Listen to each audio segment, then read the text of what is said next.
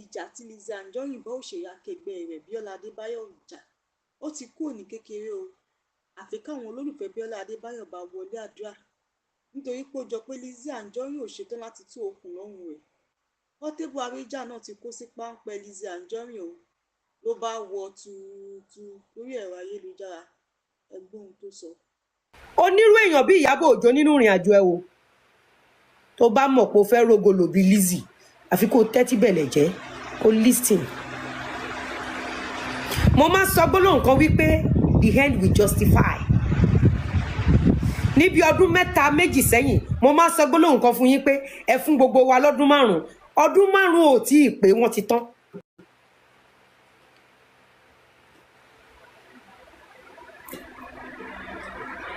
ẹ gbọ́ mi ọdún márùn-ún ò tí ì ṣe kí ni kò tí ì pé wọ́n ti tán. Bíọ́lá Adébáyọ̀ tí ẹ ti bàjẹ́ o Bíọ́lá Adébáyọ̀ Ìyábọ̀ ní kí wọ́n má delete fídíò mi àmọ́ Ìyábọ̀ Òjó delete post ẹ̀.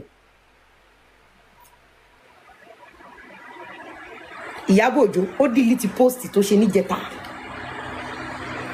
ìwọ ló lè forí rọ́kú ilé ayé ẹ Bíọ́lá Adébáyọ̀ ilé ayé ẹ tó bá tún ayé wá ò ní tẹ̀lé Ìyábọ̀ Òjó lọ ṣèkà fún yàn.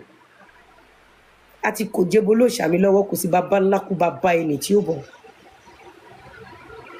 èmi ni máa put stop sí gbogbo yín. lálàkọ́kọ́ mo fẹ́ kẹ́ wo àwòrán kan tí mo fẹ́ gbé wá fún yín. gbogbo eré tẹ́ ẹ sá tógun bá lè mú ẹ máa rántí Lizzy Anjorin. tí ogun yẹn bá lè máa rántí Lizzy Anjorin. tó bá jẹ́ pé ogun lé ọkọ ló wá bí Ìyábọ̀ Òjó rántí Lizzy. bó bá jẹ́ pé ogun ibiṣẹ́ ló wá bí Ìyábọ̀ Òjó rántí Lizzy. mi ò fẹ́ mọ bí ogun yẹn ṣe wá tó bá jẹ́ pé ọmọ náà fi ń dẹ̀ láàmú máa rántí Lizzy. If Lizzy can survive, you can survive. gbogbo ẹ̀yin tẹ́ ẹ celebrate mi lénìí Ọlọ́run lẹ celebrate kì í ṣe mi. iṣẹ́ Ọlọ́run lẹ tara mi ṣe.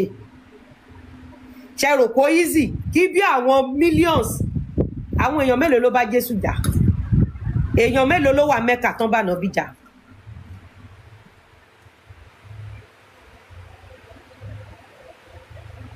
Bíbélì ní wípé Ọlọ́run sọ wípé òun ṣe àánú fún àwọn tóun fẹ́ ṣe àánú fún.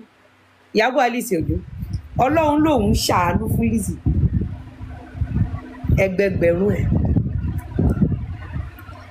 ẹ notice wípé tí Ìyábọ̀ Òjó bá fẹ́ ṣe party mo máa ń dákẹ́ fún 4-5 days.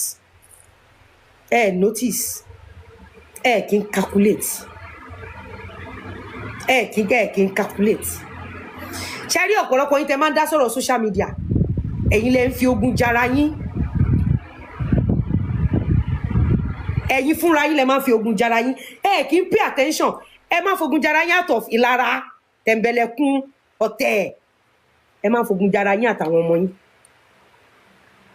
tí Ìyábọ̀ bá fẹ́ ṣe party tó bá fẹ́ ṣe anything 4-5 days to that party to that event mi ò ní ṣe show.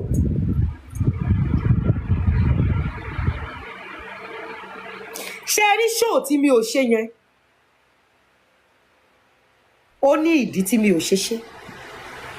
a máa wò wípé òkè ṣé táwọn ò bá lọ fún Ìyábọ̀ ṣé Ìyábọ̀ ò ní wá mọ́ but mo realize pé eṣinṣin ni Ìyábọ̀ tó gbọ́dọ̀ kú sínú ọtí kò lè gbọ́ràn táyé máa fi tán.